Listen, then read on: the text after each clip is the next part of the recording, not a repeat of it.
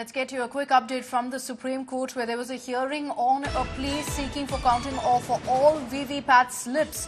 Now, in the particular hearing, the top court has made it clear that we cannot control elections or issue an order based on a mere suspicion. Supreme Court has told the petitioners in this case that we can't change your thought process with regards to many questioning whether EVMs are okay or not, whether they can be tampered with.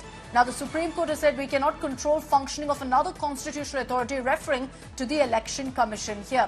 I want to bring in on this broadcast Khanna Sarda for more details. Khanna, the Supreme Court reserving its judgment. Today, there were several FAQs essentially that the court had put forth that you had the Election Commission answering upon. But finally, it looks like the court has also told the petitioners who continue to, raise more doubts about EVMs that we can't challenge another constitutional authority.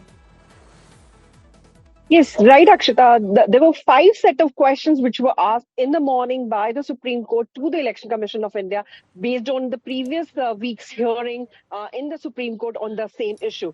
So now the Election Commission officer, Deputy Election Commissioner Nilesh Vyas, who appeared in person before the top court, clarified all those answers and as to the fact that, whatever queries that the bench had in its mind before writing down the judgment, the facts were cleared, crystal clear by the Election Commission. But in this, the same hearing only, senior advocate Bhushan, who was appearing for one of the petitioners in the case, raised certain more queries as to the manufacturing of the EVMs. That he went on to say that the EVMs are not manufactured in India and can be,